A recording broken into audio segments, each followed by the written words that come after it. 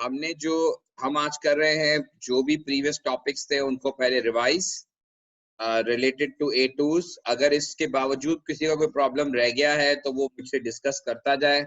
As I said कि आप अपना माइक अनम्यूट करें, क्लास के एनवायरनमेंट को जो है वो फ्रेंडली बनाएं।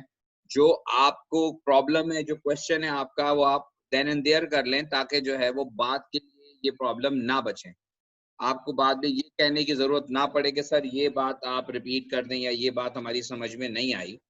तो अगर आप साथ साथ पूछते जाएंगे, that become better for me as well as better for you. Assignments आप लोगों ने अगर रिसीव कर लिए हैं तो बहुत अच्छी बात है, उनको सॉल्व कीजिएगा। नहीं किए तो ये आप एडमिनिस्ट्रेशन से जो भी आपके मामलात हुए, मैंने पर्सनल लेवल पे भी उनसे बात की है। अब वो आपसे डेफिनेटली कोई ना कोई मीटिंग करेंगे और वो आपको जो भी डायरेक्शंस होंगी वो अकॉर्डिंगली देंगे। लेटेस्ट एनर्जी में हमने जो डिस्कस किया था वो ये डिस्कस किया था कि 1 mole of lattice ionic lattice form होता है with its constituent gaseous ions. यानी आपको एग्जाम में जो है वो लेटिस एनर्जी की इक्वेशन लिखने के लिए आ सकती है। तो लेटिस एनर्जी की इक्वेशन लिखने के लिए आपको 1 mole of ionic lattice product side पे होना चाहिए और रिएक्टेंट साइड पर उसके कॉन्स्टिट्यूएंट गैसियस आयंस होने चाहिए। मैं थोड़ा फास्ट चलूंगा क्योंकि हमारा कॉन्सेप्ट सिर्फ वो कॉन्सेप्ट रिवाइज करना है। जिस स्टूडेंट को लगता है कि वो बात उसको नहीं समझ में आई थी, प्लीज मुझे वहीं स्टॉप कीजिएगा और अपना क्वेश्चन रेज कीजिएगा, ताकि then in there problem solve हो। वरना एज इट इज रहेगा मामला, आपको फायदा नहीं होगा, मेरे इस रिवीजन का भी फायदा नहीं होगा। तो लेटिस एनर्जी जो है, हम कहते हैं the amount of energy produce, क्योंकि ये एक्सोथर्मिक प्रोसेस होता है लेटिस का बनना। 1 mole of ionic lattice form with its constituent gaseous ions under standard conditions। और लेटिस एनर्जी के को हम रिप्रेजेंट करते हैं बाय डेल्टा H नॉट और LA T। नॉर्मली ये सिंबल होता है, लेटिस एनर्जी को रिप्रेजेंट करता है। मैं रिवीजन क्लास कंप्लीट नहीं है, मैं क्विकली जो मैं टॉपिक जो बातें आपसे कर चुका हूं उसको क्विकली रिव्यू कर रहा हूं, ताकि जिसको कंफ्यूजन है वो मुझसे क्वेश्चन पूछ ले। It's not a revision, complete revision class, definitely मैं आगे पढ़ाऊंगा। तो लेटिस एनर्जी में मैंने आपको ये बताया था कि इस तरह से जो है वो हमें देखना था कि जनाब ये इसको रिप्रेजेंट करता है 1 mole of ionic lattice form. For example, अगर आपको जो है वो सोडियम सल्फेट के लिए, if you want to write an equation to represent lattice energy of sodium sulphate, अब सोडियम सल्फेट के जो कॉन्स्टिट्यूएंट गैसियस आयंस हैं, they are sodium ion and sulphate ion. Sodium ion and sulphate ion, sodium sulphate, इसका मतलब है कि sodium ion है और सल्फेट आयन है। तो constituent gaseous ions are sodium ion gaseous and sulphate ion gaseous. ये इक्वेशन रिप्रेजेंट करती है, equation to represent lattice energy of sodium sulfate। उसके बाद हमने ये फैक्ट डिस्कस किया था कि जिस तरह लेटिस एनर्जी हमेशा इसका जो साइन है वो नेगेटिव होता है, यानी ये एक्सोथर्मिक होता है, बिल्कुल उसी तरह से आपको मैंने बताया था कि जब आप इस लेटिस को डिसोसिएट करेंगे, लेटिस डिसोसिएशन एनर्जी, तो लेटिस डिसोसिएशन एनर्जी हमेशा अपोजिट साइन के साथ होगी, but with the same magnitude. Magnitude will remain same, क्योंकि जितनी एनर्जी प्रोड्यूस हुई है उतनी ही एनर्जी आपको दोबारा देनी पड़ेगी लेटिस को ब्रेक करने के लिए। तो lattice energy and lattice dissociation energy, इन दोनों में फर्क ये होता है कि लेटिस एनर्जी एक्सोथर्मिक है और लेटिस डिसोसिएशन एनर्जी जो है वो एंडोथर्मिक है। लेटिस जब ब्रेक होता है तो लेटिस ब्रेक होने के लिए आपको उतनी ही एनर्जी रिक्वायर्ड होती है। तो लेटिस एनर्जी का मैग्नीट्यूड और लेटिस डिसोसिएशन एनर्जी का मैग्नीट्यूड सेम होता है, बट विद अपोजिट साइन। फिर मैंने आपको बताया था कि factors affecting lattice energy, magnitude of lattice energy, और उसमें 2 फैक्टर पे बात की थी।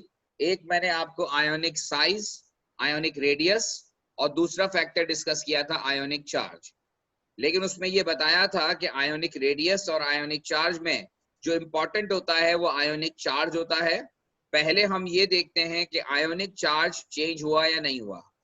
तो अगर आयोनिक चार्ज चेंज हुआ तो फिर इफेक्ट सेम रहता है, यानी कि जो इफेक्ट होता है वो वैसे ही रहता है। और अगर आयोनिक चार्ज सेम है तो फिर हम साइज के फैक्टर को देखते हैं।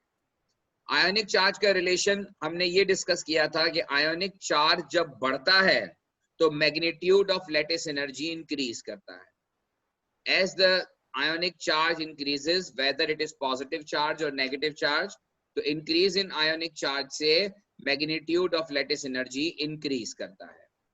और ionic radius में हमने ये डिस्कस किया था कि जितना size of the ion और ionic radius आपको कहाँ से मिलेगा, वो आपको डेटा बुकलेट से मिलेगा। और वैसे ionic radius down the group increase होता है। तो ionic radius जब बढ़ेगा तो आयनिक रेडियस के बढ़ने का मतलब ये है कि न्यूक्लियस और आने वाले आयन के दरमियान जो डिस्टेंस है वो बढ़ेगा, अट्रैक्शन की पावर कम होगी, और जब अट्रैक्शन की पावर कम होगी तो अल्टीमेटली लैटिस एनर्जी का मैग्नीट्यूड कम हो जाएगा। ये बात हमने डिस्कस की थी with respect to size and charge. ये सारा काम हमने लैटिस एनर्जी में किया था।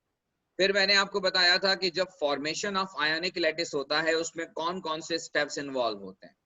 नाउ जस्ट क्विकली रिकॉल कि फॉर्मेशन ऑफ आयोनिक लैटिस में जो स्टेप्स इन्वॉल्व थे उसमें सबसे पहला था एटोमाइजेशन ऑफ मेटल, दूसरा था आयनाइजेशन एनर्जी, और आयनाइजेशन एनर्जी में अगर एक से ज्यादा इलेक्ट्रॉन निकल रहे हैं तो फिर first ionisation, second ionisation, third ionisation according to the removal of electron. फिर आपको मैंने ये बताया था कि next atomisation of non metal होता है। एटोमाइजेशन ऑफ नॉन मेटल के बाद इलेक्ट्रॉन एफिनिटी होती है, लेकिन electron affinity of non metal जो है, first electron affinity of non metal हमेशा नेगेटिव होती है, एक्सोथर्मिक होता है, जबकि जो सेकंड या थर्ड इलेक्ट्रॉन एफिनिटी होती है वो पॉजिटिव होती है। तो अगर एक एटम में फर्ज कीजिए कि आप 2 इलेक्ट्रॉन एंटर कर रहे हैं, जैसे ऑक्सीजन या सल्फर में, तो पहला इलेक्ट्रॉन जब आप ऐड करेंगे तो प्रोसेस एक्सोथर्मिक होगा, दूसरा इलेक्ट्रॉन ऐड करेंगे तो प्रोसेस एंडोथर्मिक होगा, क्योंकि negative charge of ion and negative charge of electron एक दूसरे को रिपेल करेंगे, and due to this repulsion certain amount of energy is required to minimise this repulsion. तो ये मैंने बता दिया था। फिर मैंने आपको ये बताया था कि जब पॉजिटिव और नेगेटिव आयंस बन जाते हैं तो वो दोनों एक दूसरे को अट्रैक्ट करते हैं, और इस अट्रैक्शन की वजह से वहां एनर्जी प्रोड्यूस होती है, दैट इज लैटिस एनर्जी। और फिर हमने इस पूरी कहानी को बॉर्न-हैबर साइकिल में रिप्रेजेंट किया था, जिसका एक असाइनमेंट भी मैंने आपको दिया था, वो भी आपने सॉल्व किया था मेजॉरिटी ने। और उसमें हमने ये बात की थी कि जो प्रोसेस एंडोथर्मिक होते हैं उनका एरो अपवर्ड डायरेक्शन में जाता है, और जो प्रोसेस एक्सोथर्मिक होते हैं उनका एरो डाउनवर्ड डायरेक्शन में जाता है। और enthalpy change of formation, enthalpy change of formation जो होता है वो रिएक्टेंट और प्रोडक्ट के दरमियान फर्क होता है।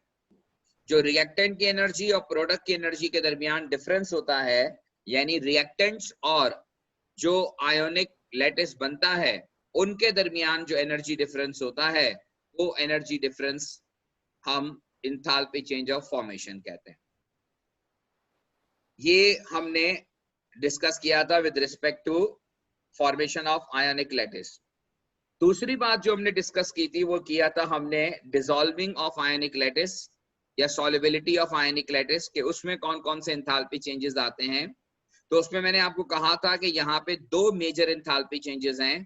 पहले लैटिस ब्रेक होता है, और जो लैटिस ब्रेक होता है उसकी एनर्जी वही होती है जो लैटिस एनर्जी होती है, लेकिन उसका साइन अपोजिट हो जाता है, साइन उसका नेगेटिव हो जाता है। सॉरी, लैटिस एनर्जी नेगेटिव होती है, साइन उसका पॉजिटिव होता है, क्योंकि वहां पे हम लैटिस डिसोसिएशन कंसीडर करते हैं। फिर आपको मैंने दूसरी बात उसमें बताई थी हाइड्रेशन। हाइड्रेशन में आपको ये कहा था कि हाइड्रेशन पॉजिटिव आयन का भी होता है और नेगेटिव आयन का भी होता है, और जो एंथैल्पी चेंज इन्वॉल्व होता है उसे हम एंथैल्पी चेंज ऑफ हाइड्रेशन कहते हैं। और एंथैल्पी चेंज ऑफ हाइड्रेशन में भी आपको ये थोड़ी डिटेल बताई थी कि अगर हाइड्रेशन ऑफ पॉजिटिव आयन ज्यादा होता है as compare to negative ion, और ये भी बताया था कि with the increase in charge hydration increase होता है। इसका मतलब ये हुआ कि जितना चार्ज ज्यादा होगा हाइड्रेशन का फिनोमेना उतना ही ज्यादा होगा, यानी कि मैग्नीट्यूड ऑफ हाइड्रेशन एनर्जी उतना ही ज्यादा हो। और उसमें आपको ये बताया था कि जो दो होते हैं, एक पहले लैटिस ब्रेक होता है और फिर आयंस फॉर्म होते हैं।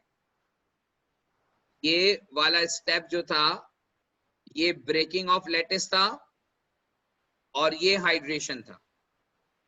ये वाला स्टेप हाइड्रेशन का स्टेप था, इसमें पॉजिटिव और नेगेटिव आयन को अलग अलग शो करते हैं। और ये वाला स्टेप मैंने आपको बताया था कि ये लैटिस एनर्जी को नेगेटिव साइन से रिप्रेजेंट किया जाता है, ये माइनस लैटिस एनर्जी है, जिसका मतलब ये है कि लैटिस एनर्जी खुद नेगेटिव होती है, तो negative sign into negative sign it become positive. तो जब आप लैटिस डिसोसिएट करते हैं, जब आप लैटिस ब्रेक करते हैं, तो हमेशा लैटिस एनर्जी का मैग्नीट्यूड वही रहता है लेकिन साइन चेंज हो जाता है। तो माइनस लैटिस एनर्जी का मतलब ये है कि साइन विल बी पॉजिटिव। तो मैग्नीट्यूड वही रहेगा जो लैटिस एनर्जी का है, but sign will become positive. और जो डिफरेंस है, difference of energy in between reactant and product, dissolve होने से पहले और डिसॉल्व होने के बाद, ये कहलाता है standard enthalpy change of solution. तो मैंने आपको ये बताया था कि standard enthalpy change of solution जो है वो एक्चुअली डिपेंड करता है दो फैक्टर पर, एक लैटिस एनर्जी के मैग्नीट्यूड पर और एक हाइड्रेशन एनर्जी के मैग्नीट्यूड पर। और ओवरऑल एक्सोथर्मिक होना या एंडोथर्मिक होना डिपेंड करता है कि लैटिस एनर्जी का मैग्नीट्यूड ज्यादा है या हाइड्रेशन का मैग्नीट्यूड ज्यादा है। अगर हाइड्रेशन का मैग्नीट्यूड ज्यादा है, hydration is greater than lattice energy, then delta H of solution become negative. अगर हाइड्रेशन का मैग्नीट्यूड ज्यादा है as compared to lattice energy, तो standard enthalpy change of solution का साइन नेगेटिव होता है। और नेगेटिव साइन ये इंडिकेट करता है, negative delta H of solution ये इंडिकेट करता है कि compound is more soluble in water. ये इंडिकेट करता है कि कंपाउंड जो है वो मोर सॉल्युबल इन वाटर। तो ये बात बेटा मैंने आपसे की थी, एंथैल्पी चेंज ऑफ सॉल्यूशन कैसे डिटरमाइन होता है। एंड सिमिलरली अगर एंथैल्पी चेंज ऑफ सॉल्यूशन की वैल्यू जो है वो पॉजिटिव आती है, इसका मतलब ये होता है कि कंपाउंड लेस सॉल्युबल होता है। अब सवाल पेपर के अंदर ये भी हो सकता है कि एग्जामिनर आपको कुछ कंपाउंड के एंथैल्पी चेंज ऑफ सॉल्यूशन की वैल्यूज दे दे और आपसे कंपेयर करने को कहे सॉल्युबिलिटी, तो सॉल्युबिलिटी कंपेयर करने का ये तरीका। तो ये तो मैंने आपसे डिस्कस कर लिया। मैं स्टॉप करता हूं 2 मिनट के लिए। आप मुझे ये बताइए इस पूरी कहानी में अगर कोई स्टूडेंट स्टिल स्ट्रगल कर रहा है, कोई सवाल आपको करना है तो प्लीज पूछ लीजिए। अपना माइक अनम्यूट कीजिए और अगर आपका कोई क्वेश्चन है तो प्लीज रेज कीजिए।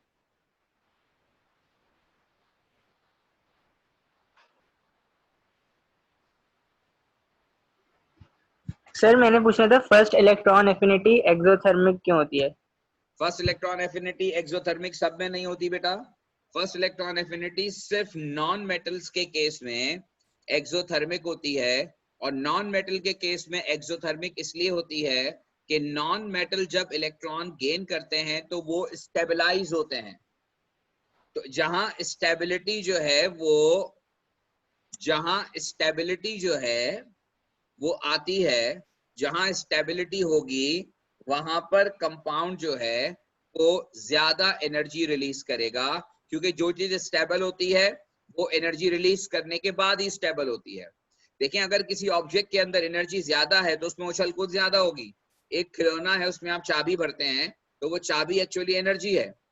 जो वो चाबी जब तक उसके अंदर मौजूद है वो पहले तेजी से चलेगा और फिर आहिस्ता आहिस्ता वो कम होता जाएगा, स्लो होता जाएगा। अगर एक जो है वो चीज सेल से चलती है तो जब तक सेल स्ट्रांग रहेंगे उस चीज की स्पीड प्रॉपर रहेगी। जैसे जैसे सेल वीक होते गए उसकी स्पीड कम होती जाएगी। तो जब किसी भी ऑब्जेक्ट के अंदर एनर्जी ज्यादा होती है तो वो हाइपर होता है, और ऑब्जेक्ट के पास एनर्जी कम हो गई तो वो लेस हाइपर हो जाता है। एक्सोथर्मिक प्रोसेस में हमेशा एनर्जी रिलीज हो जाती है और जो बचता है उसके पास एनर्जी कम होती है। तो बहरहाल कम टू द पॉइंट कि लेटेस्ट जो फर्स्ट इलेक्ट्रॉन एफिनिटी नेगेटिव इसलिए होती है कि फर्स्ट इलेक्ट्रॉन एफिनिटी जो है नॉन मेटल के केस में, मेटल के केस में नेगेटिव नहीं होती, नॉन मेटल के केस में ये नेगेटिव इसलिए होती है कि एडिशन ऑफ फर्स्ट इलेक्ट्रॉन जो है वो नॉन मेटल को स्टेबलाइज करने की तरफ ले जाता है, because non metals always want to gain electron rather to lose electron. इसलिए फर्स्ट इलेक्ट्रॉन एफिनिटी जो है वो नेगेटिव होती है फॉर नॉन मेटल। होपफुली आपको बात समझ में आ गई होगी। अगर स्टिल कोई सवाल है तो पूछ लीजिए। नहीं सर, समझ आ गया। ठीक है। अच्छा, अब एक बच्चे ने कहा कि जो है वो मैं बॉर्न हैबर साइकिल जो है वो रिवाइज कर दूं, एक एग्जांपल बता दूं। तो मैं क्विकली एक एग्जांपल शेयर कर देता हूं, बट मेरा ख्याल है कि मैंने आपको अच्छी खासी एग्जांपल करवाई भी थी और असाइनमेंट भी दिया था। अगर आपने बेटा वो असाइनमेंट जमा नहीं करवाया या उसकी प्रैक्टिस नहीं की तो डेफिनेटली आपको इश्यूज तो आएंगे। लेकिन बहरहाल जिन लोगों को बॉर्न हैबर साइकिल में जो है वो प्रॉब्लम है, क्विकली हम कोशिश करते हैं कि इसको भी एड्रेस कर लें। अब सवाल यह है कि आप बॉर्न हैबर साइकिल किसका बनाना चाह रहे हैं।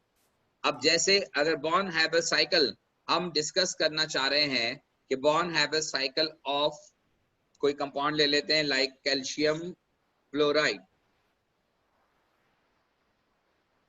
अब कैल्शियम फ्लोराइड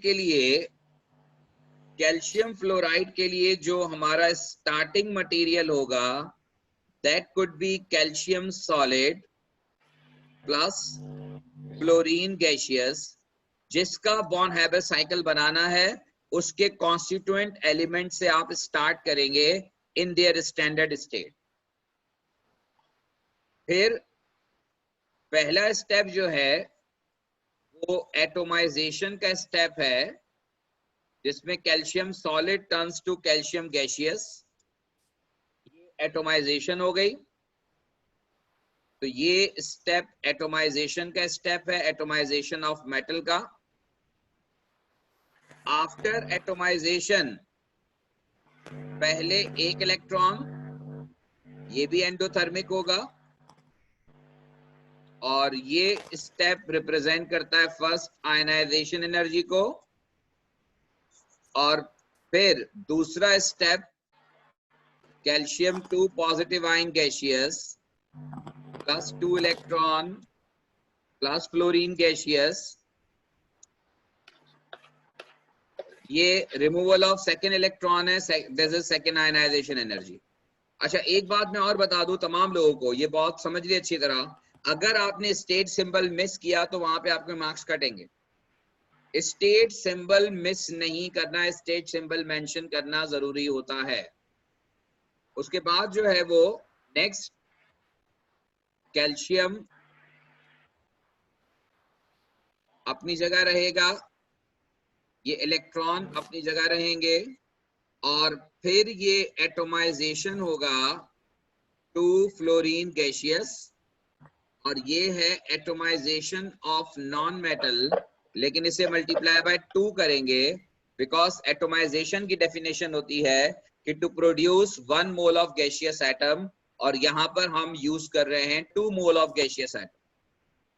तो ये सारे के सारे एंडोथर्मिक प्रोसेसेस थे जो मैंने आपके सामने शो किए हैं। इन सब के एरो की डायरेक्शन अपवर्ड हो रही है, और अपवर्ड डायरेक्शन का मतलब ये है कि all processes are endothermic in nature. यहां तक कोई सवाल अगर किसी का है, खासतौर पे वो बच्चा जिसने मुझसे पूछा था।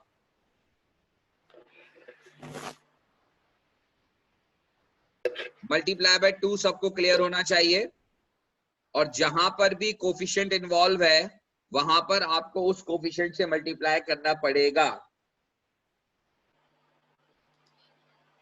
अच्छा जी, अब अगला स्टेप आता है जो कि इलेक्ट्रॉन एफिनिटी का है।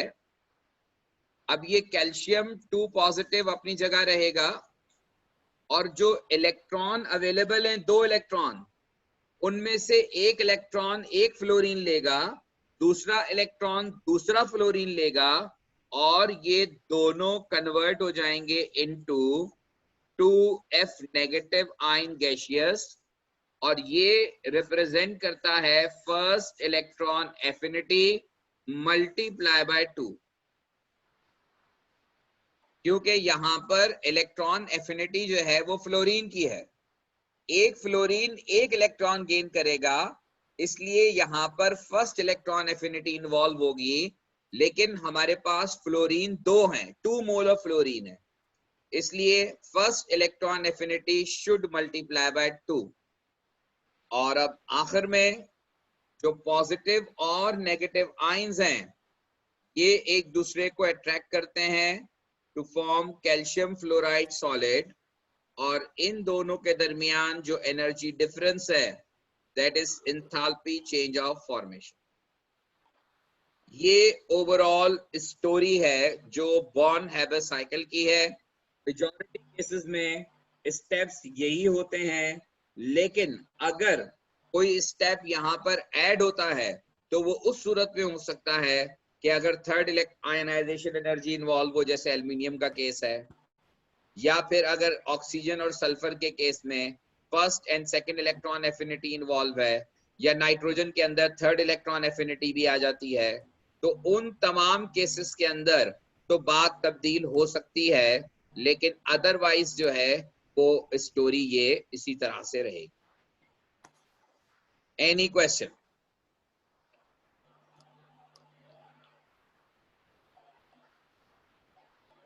अच्छा जी, इसके बाद हमने क्या किया था, इसके बाद मैं आपको शिफ्ट करवा गया था ग्रुप 2 की तरफ दरमियान में, और ग्रुप 2 की तरफ आपको मैंने इसलिए शिफ्ट किया था कि वो एंथैल्पी चेंज ऑफ सॉल्यूशन से रिलेटेड था। उसमें हमने thermal decomposition of group 2 carbonate और नाइट्रेट पढ़ा था कि डाउन द ग्रुप, ये आपने एएस में पढ़ा हुआ था ऑलरेडी, कि डाउन द ग्रुप जो है वो कार्बोनेट और नाइट्रेट की थर्मल डिकम्पोजिशन मुश्किल होती जाती है। यानी इसका मतलब यह है कि ग्रुप का जो लास्ट मेंबर होता है उसके कार्बोनेट और नाइट्रेट्स स्टेबल होते हैं एज कंपेयर टू उन एलिमेंट के जो ऊपर की तरफ हैं। उसके बाद हमने इसका रीजन डिस्कस किया था कि जब हम डाउन द ग्रुप जाते हैं तो size of cation, ionic radius of cation increase होता है, और कैटाइन के इंक्रीज होने की वजह से जो पोलराइजिंग एबिलिटी ऑफ कैटाइन है वो डिक्रीज करती है। पोलराइजेशन मैंने आपको बताया था, it is ability of cation to distort electronic cloud of negative ion, to distort electronic cloud. तो अगर पॉजिटिव आयन के अंदर इलेक्ट्रॉनिक क्लाउड डिस्टॉर्ट करने की जितनी ज्यादा एबिलिटी होगी, उतना ही वो नेगेटिव आयन को ज्यादा डिस्टॉर्ट करेगा और नेगेटिव आयन को डीस्टेबलाइज करेगा। और जैसे जैसे साइज ऑफ कैटाइन इंक्रीज होता है उसकी डिस्टॉर्शन एबिलिटी कम होती जाती है, क्योंकि उसका कैटाइन का साइज बड़ा होने की वजह से न्यूक्लियस का और अपोजिट आयन के इलेक्ट्रॉन का डिस्टेंस बढ़ जाता है, तो पोलराइजिंग एबिलिटी कम हो जाती है, अट्रैक्शन कम हो जाती है, जिसकी वजह से जो एनाइन है, जो कार्बोनेट आयन है या नाइट्रेट आयन है, वो लेस डिस्टॉर्टेड होता है, यानी ज्यादा स्टेबल होता है। और जब वो ज्यादा स्टेबल है, जब वो लेस डिस्टॉर्टेड है, तो उसको ब्रेक करने के लिए we need greater amount of energy. इसी वजह से थर्मल स्टेबिलिटी इंक्रीज होती है डाउन द ग्रुप, वो ज्यादा थर्मली स्टेबल होते हैं, थर्मल डिकम्पोजिशन ज्यादा डिफिकल्ट हो जाती है उस केस में।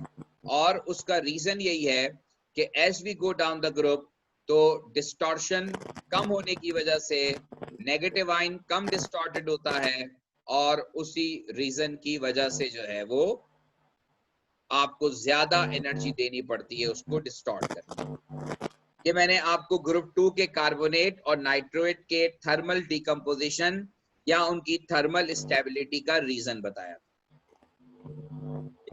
ग्रुप 2 में हमने एक और बात की थी, that was related to solubility of hydroxides and solubility of sulphates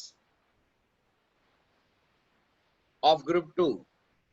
तो ग्रुप 2 के सल्फेट की सॉल्युबिलिटी डाउन द ग्रुप जो है वो डिक्रीज करती है, यानी magnesium sulphate is more soluble as compare to barium sulphate.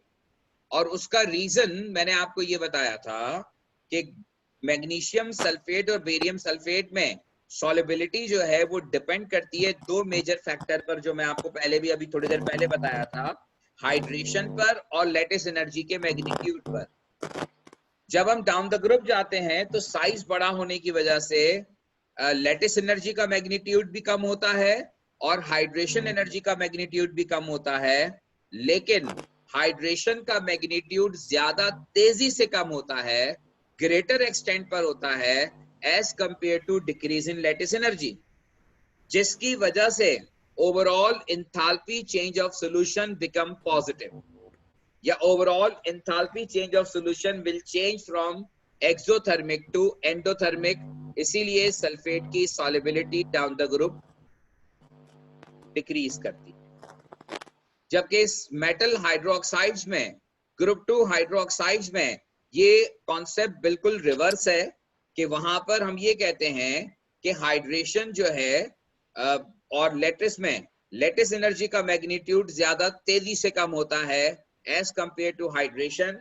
इसलिए overall magnitude delta H of solution become more and more negative, become more exothermic, इसीलिए वहां पर सॉल्युबिलिटी ज्यादा होती। तो ये तो बेटा वो सारी की सारी स्टोरी थी जो ग्रुप 2 में मैंने की थी। अगर अभी भी आपको लगता है कि इसमें कोई आपके जहन में क्वेश्चन है तो प्लीज पूछ लीजिए। मैंने क्विकली रिव्यू करने की कोशिश की है ताकि हम जो है वो जिनको प्रॉब्लम है, एक तो बाकी लोगों का रिवाइज हो जाए और जिनको प्रॉब्लम है वो अपना प्रॉब्लम एड्रेस कर लें। देखिए मैं फिर आपसे कह रहा हूँ, अपना मैसेज कर दीजिए या अपना माइक अनम्यूट कीजिए और मुझे बताइए अगर आपको स्टिल इसमें कोई सवाल है तो माइक अनम्यूट करके पूछें तो ज्यादा बेहतर है। इससे आप जो है वो ज्यादा इंटरेक्टिव महसूस करेंगे रादर कि आप जो है वो कोई मुझे मैसेज कर दें। हेजिटेट करने की जरूरत नहीं है, सब लोगों ने यहाँ पढ़ना है, सब पढ़ने के लिए आ रहे हैं। किसी का एप्टीट्यूड थोड़ा सा कम होता है या थोड़ा सा उसका जो है वो उसको केमिस्ट्री में बहुत ज्यादा इंटरेस्ट नहीं होता, तो इससे कोई फर्क नहीं पड़ता। आपका सवाल, अगर आप कंफ्यूज हैं तो आप क्वेश्चन जरूर करें प्लीज।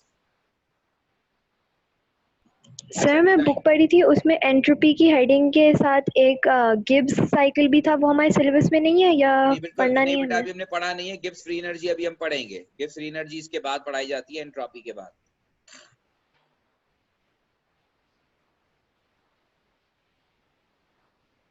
अच्छा जी, अब एंट्रोपी में हमने क्या पढ़ा था? एंट्रोपी मैंने आपको बताया था कि एंट्रोपी एंथैल्पी की तरह नहीं होती। एंट्रोपी असल में हम कहते हैं डिस्पर्जन को, एंट्रोपी हम कहते हैं रैंडमनेस को। किसी भी जो मैटर होता है उस मैटर के अंदर जो एनर्जी जो रिलीज होती है या जो एब्जॉर्ब होती है या वो जो एनर्जी मौजूद होती है, वो एनर्जी डिफरेंट एरियाज के अंदर स्प्रेड हुई भी होती है। जैसे एयर के अंदर अगर एनर्जी एक जगह कॉन्सेंट्रेट कर जाए तो आपको एक जगह का टेम्परेचर ज्यादा मिलेगा, दूसरी जगह का टेम्परेचर कम मिलेगा, लेकिन ऐसा नहीं होता। ऑन एवरेज आपका जो कमरे का टेम्परेचर है वो ऑन एवरेज एक जैसा होता है। थोड़ा बहुत वेरिएशन हो सकता है लेकिन एवरेज इंटरनल एनर्जी कांस्टेंट रहती है, या इंटरनल एनर्जी जो है वो मुख्तलिफ एरियाज के अंदर डिस्ट्रीब्यूटेड होती है। तो वो जो एनर्जी की स्प्रेडिंग की एबिलिटी है वो एंट्रोपी रिप्रेजेंट करती है। अगर किसी भी ऑब्जेक्ट की एंट्रोपी जो है वो ज्यादा होगी तो उसके अंदर एनर्जी स्प्रेड होने के चांसेस ज्यादा होंगे, और जिसकी एंट्रोपी कम होगी उसके अंदर एनर्जी स्प्रेड होने के चांसेस कम होंगे। अच्छा, एक बुक का एक स्टेटमेंट किसी बच्ची ने मुझे भेजा था वो समझ में उनके नहीं आ रहा था। बुक में लिखा हुआ था कि एंट्रोपी एंथैल्पी की तरह जो है वो पॉजिटिव होती है और जीरो नहीं होती। देखिए मैं आपको पहले भी बता चुका हूं और ये बात आप एएस में भी पढ़ चुके हैं कि enthalpy change of formation of element zero होती है। Enthalpy change of formation of element zero होती है, लेकिन एंट्रोपी वैल्यू कभी भी जीरो नहीं हो सकती। उसकी बहुत सिंपल वजह है कि मैंने आपको पिछली क्लास में ग्रेफाइट और डायमंड की एंट्रोपी वैल्यूज कोट की थी। वो भी पॉजिटिव वैल्यू थी, बहुत छोटी लेकिन थी। ऐसा नहीं हो सकता कि एंट्रोपी वैल्यू नेगेटिव हो जाए या किसी भी चीज की एंट्रोपी जीरो हो जाए, एनर्जी डिस्ट्रीब्यूशन बिल्कुल ना हो। तो एंट्रोपी कभी भी जीरो या नेगेटिव नहीं होती, ये बात क्लियर कर लीजिए। चाहे ऑब्जेक्ट कितना ही हार्ड हो, चाहे ऑब्जेक्ट के अंदर पार्टिकल जितने भी कॉम्पैक्ट हो, जितने भी क्लोज हो, entropy never to be zero. Enthalpy can be zero. Enthalpy जिस तरह enthalpy change of formation of element zero हो सकती है, बट एंट्रोपी ऑफ एलिमेंट कभी भी जीरो नहीं होती। कुछ ना कुछ वैल्यू होगी एंट्रोपी की। फिर मैंने आपको यह भी बताया था कि एंट्रोपी कभी नेगेटिव नहीं होती, एंट्रोपी हमेशा पॉजिटिव होती है। और एंट्रोपी के पॉजिटिव होने का रीजन यही बताया था कि हर ऑब्जेक्ट के अंदर, हर मटेरियल के अंदर एनर्जी डिस्ट्रीब्यूशन की एबिलिटी होती है। वो एनर्जी डिस्ट्रीब्यूशन वहां पर होनी होती है। तो जब एनर्जी डिस्ट्रीब्यूशन की एबिलिटी है तो डेफिनेटली एंट्रोपी जो होगी वो जीरो नहीं होगी, नेगेटिव नहीं होगी। नेगेटिव होने का मतलब तो ये है कि हम माइनस कर रहे हैं, यानी कि हम ये कहना चाह रहे हैं कि जनाब जो एबिलिटी थी वो भी निकल गई, ऐसा नहीं है। तो एंट्रोपी जो है कभी भी नेगेटिव नहीं होती, एंट्रोपी हमेशा पॉजिटिव होती।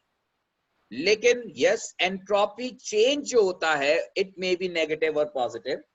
और एंट्रोपी चेंज, दो तरह के सवाल आते हैं पास पेपर में। एक एंट्रोपी चेंज आपको प्रेडिक्ट करना होता है और एक एंट्रोपी चेंज जो है वो आपको जस्ट इक्वेशन को देखकर एक तो प्रेडिक्ट करना होता है और एक आपको कैलकुलेट करना होता है। तो एंट्रोपी चेंज को कैलकुलेट करने का फॉर्मूला मैंने ये बताया था, ये एंट्रोपी का सिंबल S। तो एंट्रोपी चेंज जो है उसको कैलकुलेट करने का फॉर्मूला था entropy of product side minus sum of entropies of product side minus sum of entropies of reactant side. और इस फॉर्मूले से जो हम एंट्रोपी निकालते हैं वो एंट्रोपी ऑफ सिस्टम होती है। अच्छा, अब एंट्रोपी ऑफ सिस्टम और एंट्रोपी ऑफ सराउंडिंग में फर्क क्या था? एंट्रोपी ऑफ सिस्टम और एंट्रोपी ऑफ सराउंडिंग में फर्क होता है, क्योंकि देखिए एंट्रोपी ऑफ सिस्टम जो है वो बेसिकली रिप्रेजेंट करता है कि अगर एक system is anything which is under observation. अगर एक सिस्टम की एंट्रोपी है, और यानी फर्ज करें कि एक सिस्टम है, एक रिएक्शन हो रहा है, केमिकल रिएक्शन, वो आपका एक सिस्टम है। अब वो केमिकल रिएक्शन हीट रिलीज करता है, तो वो हीट निकलकर सराउंडिंग में जाएगी। अगर सराउंडिंग के अंदर उस हीट को अकोमोडेट करने की एबिलिटी होगी तो वो रिएक्शन पॉसिबल होगा। लेकिन अगर उस सराउंडिंग के अंदर हीट को अकोमोडेट करने की एबिलिटी नहीं है तो डेफिनेटली वो रिएक्शन आपका फेवरेबल नहीं होगा। तो एंट्रोपी चेंज से हम किसी भी रिएक्शन के फिजिबल होना या ना होना प्रेडिक्ट कर सकते हैं। अगेन ये फाइनल डिसीजन नहीं होता। फाइनल डिसीजन क्या होता है वो मैं आपको अगली क्लासेस में जब डिस्कस करूंगा तो उस पर बात करूंगा कि आप ये कैसे फैसला करेंगे कि एक रिएक्शन जो कि एंडोथर्मिक है वो फिर भी रूम टेम्परेचर पे पॉसिबल हो जाता है, और एक रिएक्शन जो एक्सोथर्मिक है वो रूम टेम्परेचर पे पॉसिबल नहीं होता। अच्छा जी, किसी बच्चे ने मुझसे क्वेश्चन किया है, मैं देख लेता हूँ पहले वो। सर आवाज कट रही है आपकी। बेटा अगर कोई और स्टूडेंट को तो कंफ्यूजन नहीं है मेरे आवाज में, या सबको ये प्रॉब्लम हो रहा है? हमजा खान कह रहे हैं नहीं कट रही। मेरा ख्याल है बेटा आपके साइड से थोड़ा सा इंटरनेट का इशू होगा, बाज़ औक़ात होता है थोड़ा सा इंतजार कर लें होपफुली के मैं रिपीट कर रहा हूं बात को। मैं ये कह रहा था कि एंट्रोपी जो है मेजॉरिटी को, बेटा आवाज ठीक जा रही है, जिसको आवाज का प्रॉब्लम हो रहा है हो सकता है उनके इंटरनेट का थोड़ा इशू हो, तो थोड़ी देर इंतजार कर लीजिए, इंशाल्लाह ठीक हो जाएगा। मैं रिपीट कर रहा हूं वो बात जो मैं कह रहा था कि आपको पेपर के अंदर ये डिसाइड करना कि कोई भी रिएक्शन पॉसिबल है या नहीं है, फिजिबल है या नहीं है, स्पॉन्टेनियस है या नहीं है, खुद से होगा या नहीं होगा, या उसको कोई एक्सटर्नल हेल्प रिक्वायर्ड होगी। इन तमाम बातों के लिए हम आगे बात करेंगे, लेकिन डेफिनेटली इसमें एंट्रोपी का अपना रोल होता है। जब तक एंट्रोपी भी एक रोल प्ले करती है, एंट्रोपी डिसाइड करती है पार्शियली कि रिएक्शन को जो है वो स्पॉन्टेनियसली होना है या नहीं होना। ठीक है, रिएक्शन का स्पॉन्टेनियस होना या ना होना, ये जो है वो एंट्रोपी डिसाइड, एंट्रोपी एक इंपॉर्टेंट पार्ट प्ले करती है। अब मैंने आपको ये बताया था, जैसे मैंने कहा था कि अगर फर्ज कीजिए कि एक रिएक्शन है, उसमें एक गैस सॉलिड में कन्वर्ट हो रहा है या सॉलिड गैसेस में कन्वर्ट हो रहे हैं। जैसे आप एक एग्जांपल लें कि अमोनियम क्लोराइड एक सॉल्ट है, सॉलिड, और आप अमोनियम क्लोराइड सॉलिड को हीट कर दें, तो ये अमोनियम क्लोराइड सॉलिड जो है वो अपॉन हीटिंग कन्वर्ट हो जाता है into ammonia gas and HCl vapours.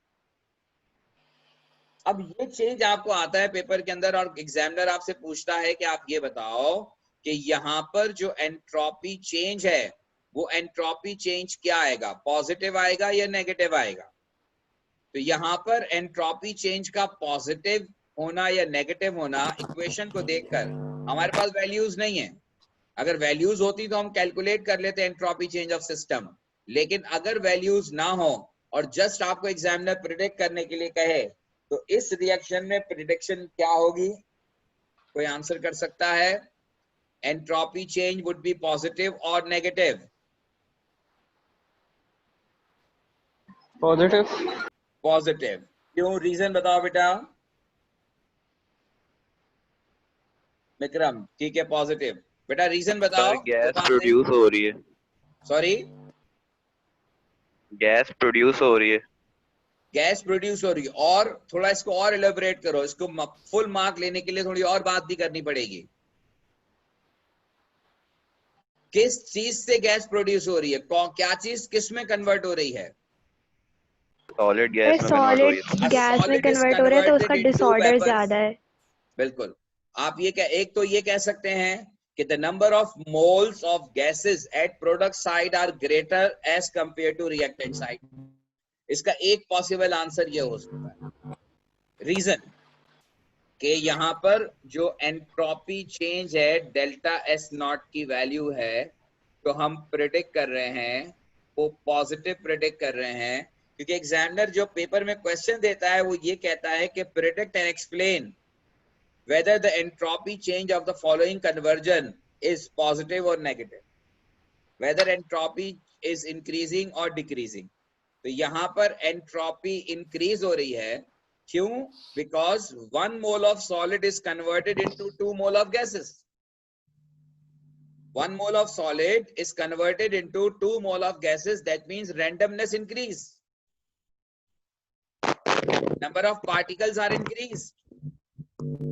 तो ये आपको एक्सप्लेनेशन में कंप्लीट एक्सप्लेनेशन देनी होगी कि व्हाई यू आर एक्सपेक्टिंग कि यहाँ पर डेल्टा S नॉट जो है वो पॉजिटिव है।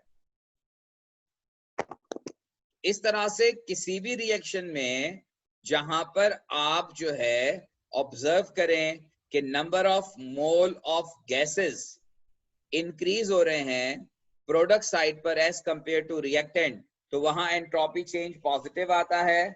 और अगर आप वाइस वर्सा ऑब्जर्व करें, यानी कि आप ये देखें कि अगर गैसेस के मोल्स कन्वर्ट हो रहे हैं और वो गैसेस के मोल्स कन्वर्ट होने के बाद प्रोड्यूस कर रहे हैं कोई सॉलिड या लिक्विड, तो वो उस केस में एंट्रोपी चेंज नेगेटिव होता है।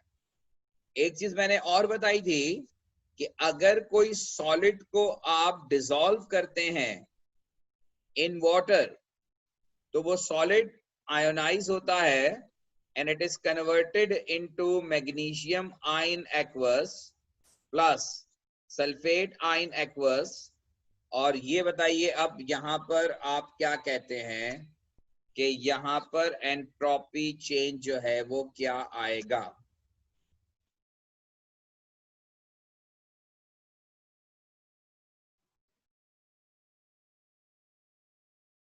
जी एक आंसर आया है और वो आंसर कह रहे हैं पॉजिटिव, मित्र नहीं कह रहे हैं। बाकी लोग क्या कह रहे हैं भाई?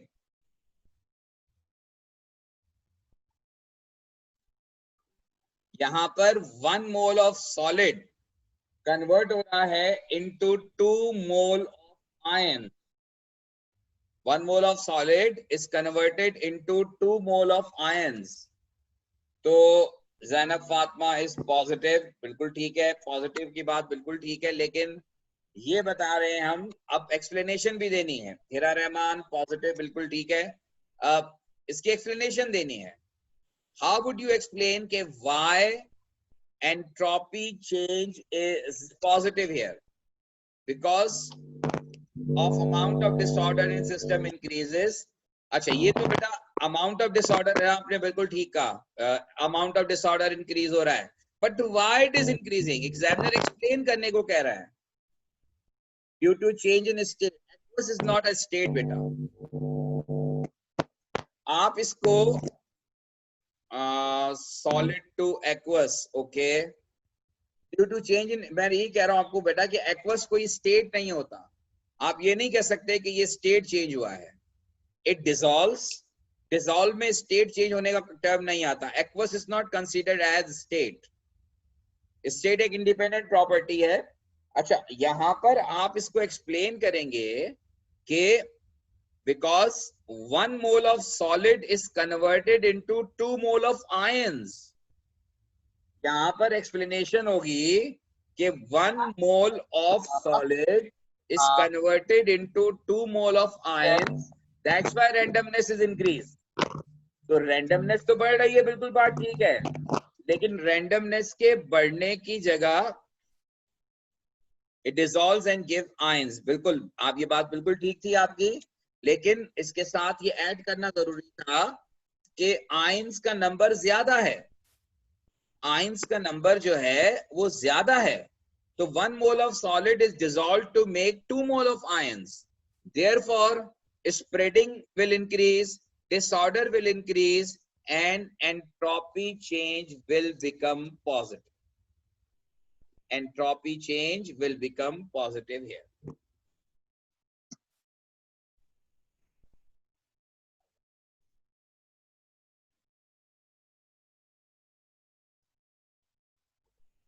ठीक है बेटा, होपफुली आपको मेरी बात समझ में आ गई होगी।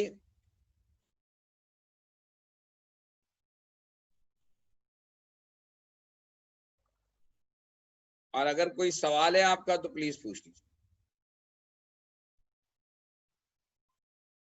अच्छा ये मैंने एक और चीज शायद आपको बताई थी, और वो चीज एंट्रोपी चेंज ऑफ सराउंडिंग पर भी शायद थोड़ी सी बात हुई थी। सही कह रहा हूं मैं? एंट्रोपी चेंज ऑफ सराउंडिंग भी किया था ना हमने।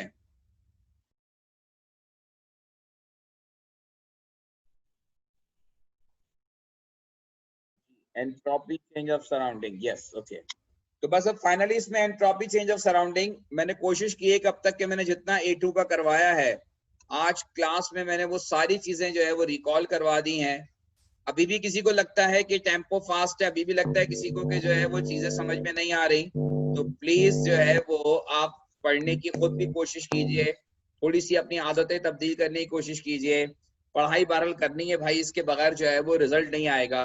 आपको एग्जाम देना है इंशाल्लाह, जो है वो हम बहुत अनकरीब इस पेंडेमिक सिचुएशन से अल्लाह के हुक्म से निकल जाएंगे इंशाल्लाह। क्लासेस हमारी फिजिकल शुरू हो जाएंगी इंशाल्लाह। ये सब कुछ अल्लाह की जात से उम्मीद हो जाएगा, लेकिन आपका पढ़ना आपका होगा। जब तक आप नहीं पढ़ेंगे आपका रिजल्ट नहीं आएगा।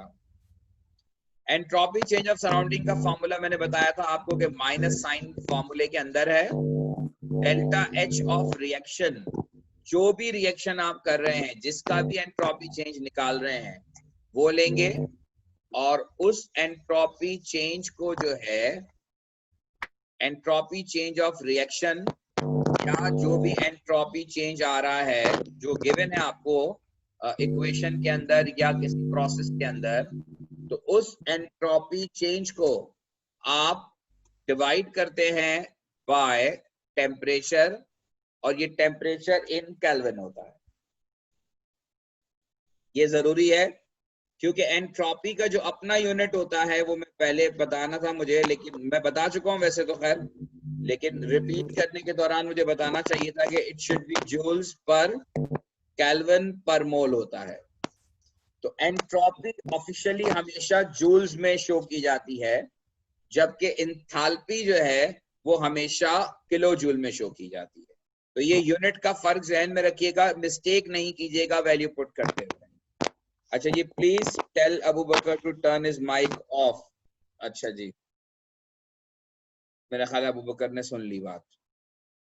बेटा माइक देखा करें अपना, अगर माइक किसी वजह से ओपन हो गया हो तो उसको बंद कर दिया करें, अनम्यूट कर दिया करें। तो ये बात जो है इसमें कि एंट्रोपी हमेशा शो होती है या एंट्रोपी हमेशा हम मेंशन करते हैं वो करते हैं जूल्स पर केल्विन पर मोल में, जबकि एंथैल्पी चेंज जो है वो हम शो करते हैं किलो जूल पर मोल में। तो अब जब आप यहाँ पे एंट्रोपी चेंज ऑफ सराउंडिंग निकालेंगे तो एंट्रोपी चेंज ऑफ सराउंडिंग जो है वो होगी किलो जूल में, तो उसको जूल्स में कन्वर्ट करना है।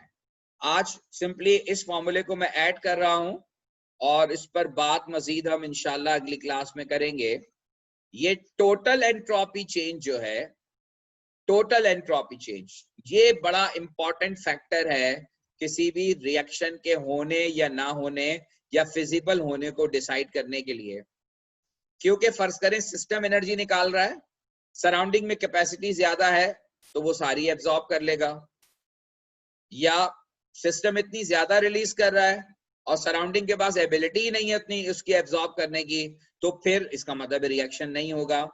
तो टोटल सराउंडिंग का जो चेंज है, total change of entropy is very important and it is always equivalent to sum of entropy change of system plus entropy change of surrounding. Entropy change of system plus entropy change of surrounding, ये है total entropy change, और ये total entropy change ही दरअसल बहुत major factor है जो किसी भी रिएक्शन के होने या ना होने के बारे में प्रिडिक्ट करने में हमें हेल्प आउट करता है। Total entropy change is equal to entropy change of system plus entropy change of surrounding.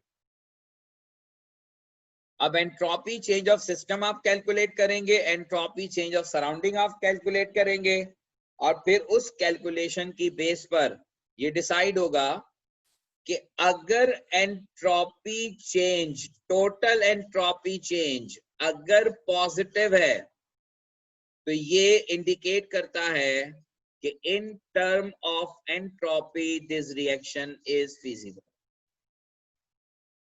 If the total entropy change is positive, then the reaction is feasible in term of entropy, या हम ये कह सकते हैं कि reaction is spontaneous in term of entropy.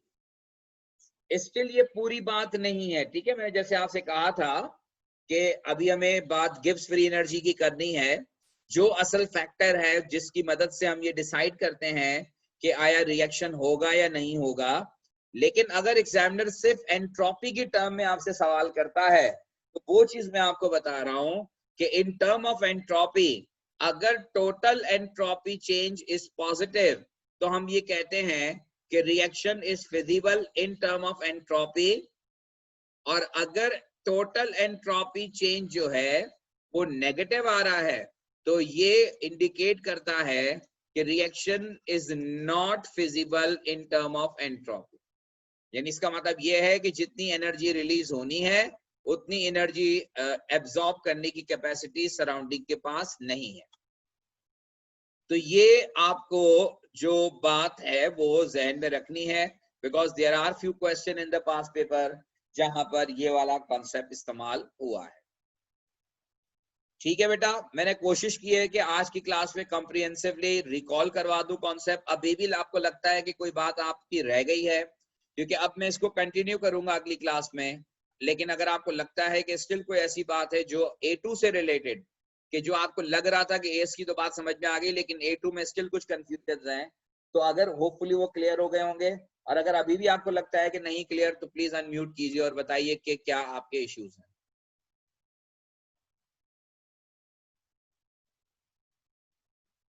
Any question? Right जी, तो hopefully आपको कोई क्वेश्चन नहीं है, तो इंशाल्लाह इस क्लास को जो है यही से हम जो है वो अगली क्लास में कंटिन्यू करेंगे, और अगर कोई क्वेश्चन आपका हो तो वो फिर आप नेक्स्ट क्लास के लिए जो है वो ले आइएगा। पहले हम उस क्वेश्चन को डिस्कस करेंगे, उन प्रॉब्लम को, and then we will move to next part.